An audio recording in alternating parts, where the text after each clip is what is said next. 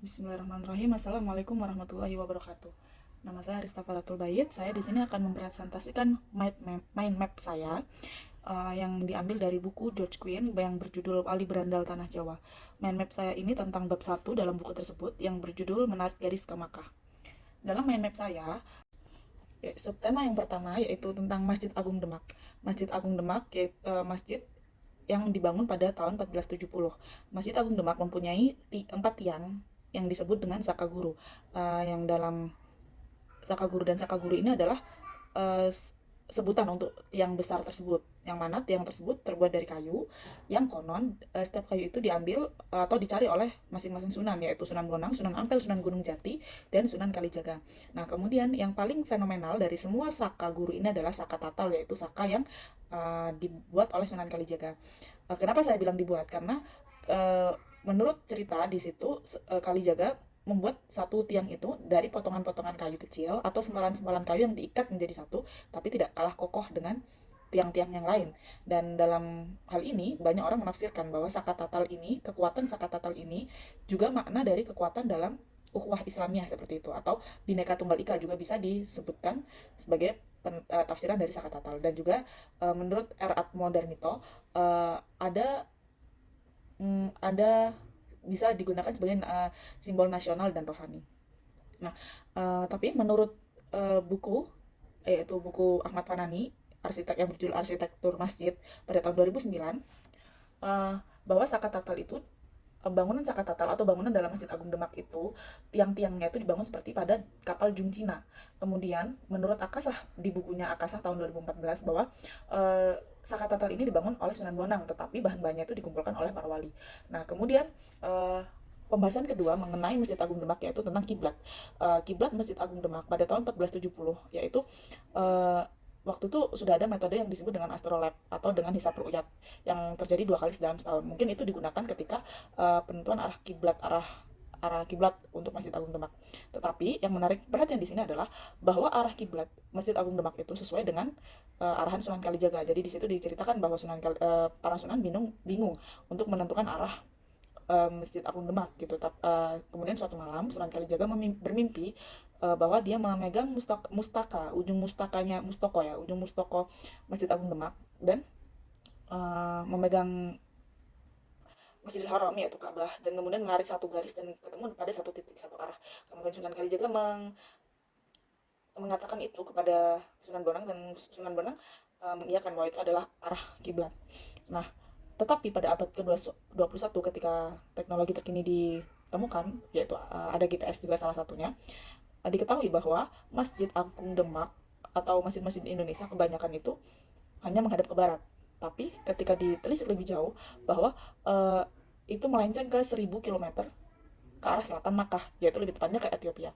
Kemudian MUI, karena banyak kontroversi, akhirnya MUI pada tahun 2010 bulan Februari mengeluarkan fatwa nomor 3, yaitu bahwa arah Ka'bah sedapat mungkin menghadap Ka'bah, arah kiblat sedapat mungkin menghadap Ka'bah. Nah, kemudian tidak meredakan kontroversi karena apabila sedapat mungkin menghadap Ka'bah, apa gunanya GPS gitu kan. Akhirnya pada bulan Juli 2010 MUI merevisi fatwanya dan dengan mengeluarkan fatwa nomor 5, yaitu bahwa arah kiblat itu menghadap ke arah barat laut. Akhirnya Masjid Agung Demak mengikuti saran MUI ini dan merubah mihrab dan semua tatanan softnya menghadap ke arah barat laut. Tetapi tidak berlangsung lama, tidak bertahan lama, bahwa pada tanggal 12 Januari 2012, tepatnya 18 bulan setelah Masjid Agung Demak mengikuti fatwa MUI, kiblat Masjid Agung Demak balik ke arah semula, yaitu ke arah sesuai dengan arahan Sunan Kalijaga. Semua soft dan mihrabnya diubah ke tatanan semula. Eh, Tidak hanya Masjid Agung Demak yang eh, tidak mengikuti arahan MUI, tetapi ada juga Masjid Sunan Kalijaga yang tidak pernah mengikuti fatwa MUI dari awal. Kenapa? Karena khawatir bahwa wibawa wali akan hilang. Nah, meskipun masjid kiblat barat laut itu secara ilmiah ditentukan oleh GPS, tapi mereka juga uh, tetap mengikuti arah yang ditentukan oleh Sunan Kalijaga karena mereka beranggapan bahwa pada zaman itu sudah ada hisab ru'yat yang mungkin juga dipakai untuk menentukan arah kiblat itu. Nah, bagaimana tanggapan fikih atau tentang arah kiblat ini?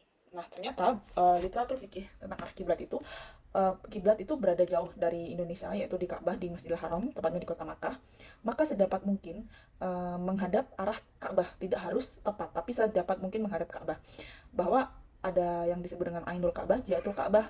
Jihatul Ka'bah ini berlaku, Ainul Ka'bah ini berlaku ketika orang-orang bisa melihat Ka'bah. Jadi wajib menghadap Ka'bah langsung. Tapi ketika tidak memungkinkan melihat Ka'bah, maka dianjurkan untuk memakai Jihatul Ka'bah. Nah, sedangkan Indonesia berada di timurnya Makkah, maka secara tidak langsung untuk menghadap ke Ka'bah, maka kiblat orang Indonesia menghadap ke barat. Nah, kemudian apabila ada kondisi kita sholat di dalam satu bangunan yang tidak ada indikator arah kiblat, maka kita bisa menggunakan GPS. Tetapi apabila kita sholat di masjid yang di situ sudah ada arah mihrab, maka kita cukup mengikuti mihrab yang ada dalam masjid itu tanpa beristihad lagi, karena apabila sudah ada ijtihad yang sudah disepakati, maka tidak perlu memakai GPS lagi, seperti itu. Nah, kemudian siapa Sunan Kalijaga itu? Ini masuk ke subtema yang kedua, yaitu siapa Sunan Kalijaga yang dari tadi kita diagung-agungkan, maksudnya sangat mempunyai power dalam Masjid Agung Demak. Bahwa Sunan Kalijaga ini adalah salah satu anggota dari Wali Songo, dan dia adalah mempunyai nama asli Raden Masahid, yaitu anak Adipati Tuban, yang ketika ditelisik dia Sunan Kalijaga ini adalah sepupu langsung Sunan Bonang. Nah, bahwa dikatakan dia adalah anak Adipati Tuban, dia diceritakan di buku George Quinn bahwa dia sangat bergelimang harta. Maksudnya di sini hidup enak di dalam lingkungan rumah Adipati saja, tidak tahu kehidupan di luar.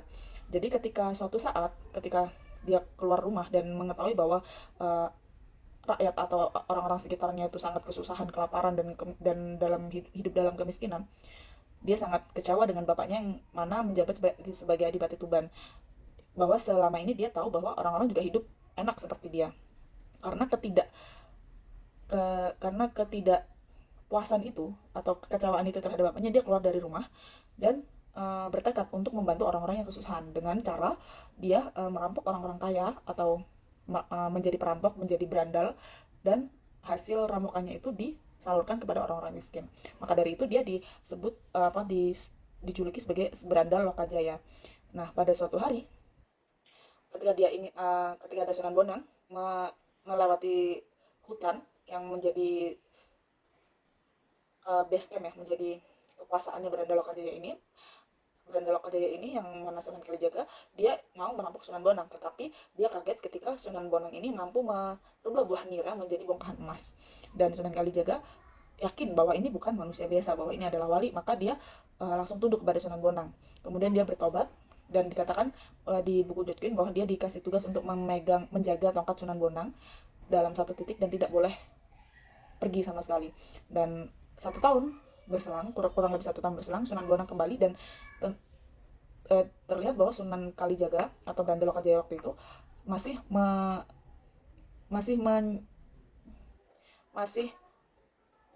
menjaga tongkat tersebut. Dan Sunan Bonang pun menyadari bahwa ini bukan sembarang berandal gitu. Akhirnya Sunan Kalijaga bertobat dan mengikuti dakwah Sunan Bonang. Metode dakwah Sunan Bonang yaitu memakai wayang. Dan disebutkan sampai sekarang bahwa Sunan Kalijaga itu metode dakwahnya juga pakai wayang karena dia berguru pada Sunan Bonang. Tetapi dalam buku Atlas Wali Songo yang saya baca, bahwa Sunan Kalijaga tidak keluar secara sukarela dari rumahnya, melainkan diusir. Bahwa di situ diceritakan bahwa Sunan Kalijaga ini sebagai anak Adipati Tuban tidak bertindak sesuai ningrat gitu, tidak sesuai atau melakukan perbuatan yang tercela. Akhirnya dia diusir, tetapi tidak tobat, malah menjadi berandal gitu, menjadi berandal Lokajaya. Nah, kemudian sebab yang ketiga yaitu tentang Wali Songo. Wali Songo itu siapa sih? Nah, Wali Songo itu adalah grup Sunan, ya, yang mereka adalah pendakwah yang menyebarkan agama Islam di Nusantara, tepatnya di Pulau Jawa. Nah, menurut buku George Quinn bahwa ada yang mengatakan bahwa Wali Songo itu hanya mitos karena tidak ada foto asli pada zaman itu yang menunjukkan mereka itu pernah bersama. Kemudian tetapi foto-foto yang dijual itu atau lukisan-lukisan yang dijual itu memberi syarat ketegasan bahwa itu adalah adanya birokrasi dan kekeluargaan. Yang dimaksud di sini adalah birokrasi di sini adalah manajemen. Ketika mengatakan Wali Songo berarti di situ adalah manajemen dakwah. Kemudian ada keluarga mak. Banyak kenapa bisa sangat pesat perkembangan Islam di Jawa ketika zaman Wali Songo, yaitu bahwa Wali Songo ini eh, sangat memiliki ciri yang tegas tapi bisa mengayomi semua kalangan seperti itu. Nah, apabila di George Queen itu dikatakan tidak ada bukti hidup semasa, tapi ketika di Atlas Wali Songo ternyata memang mereka tuh satu keluarga dan satu keturunan gitu. Dan bisa jadi mereka tidak semasa tapi satu zaman. Maksudnya mungkin ada yang sudah meninggal duluan atau memang ada yang hidup semasa seperti Sunan Bonang dan Sunan Kalijogo yang memang ada cerita yang mereka bertemu seperti itu. Nah, kemudian bagaimana Wali Songo itu bisa berada di Jawa gitu kan? Menurut buku George Quinn bahwa waktu itu ada Syekh Jumadil Kubro, diceritakan di situ Syekh Jumadil Kubro pada tahun 1400-an menghadap jalan-jalan atau sedang keliling di Jawa dan melihat bahwa Islam di Jawa itu sangat amburadul. Akhirnya dia pergi ke Turki Ottoman, ke Kesultanan Turki dan bilang ke Sultan Mehmed I. Akhirnya dia pergi ke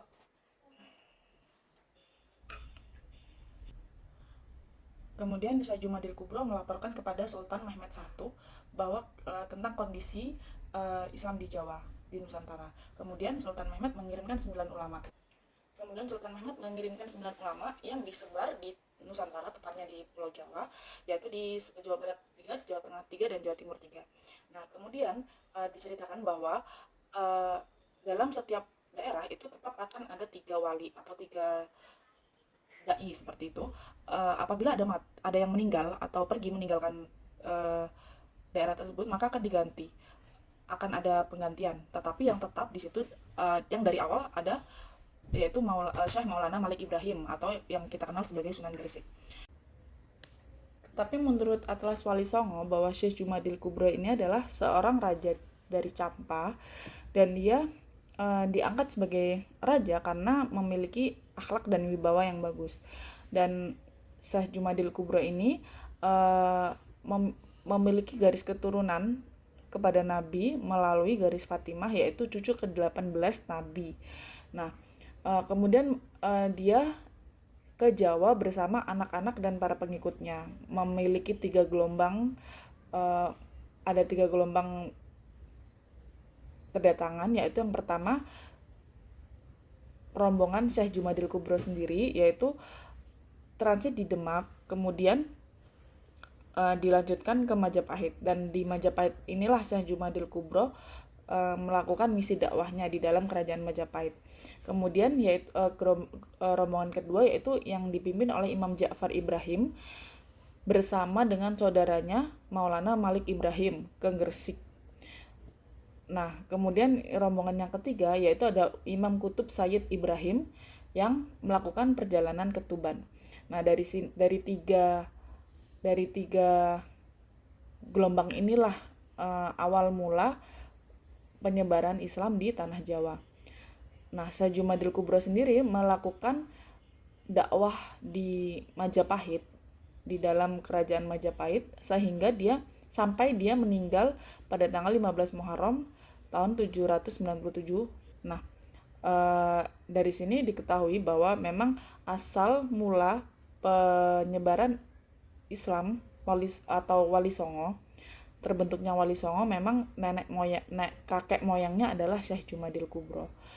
Demikian pemaparan mind map yang telah saya buat dari buku George Quinn dan pembanding beberapa buku.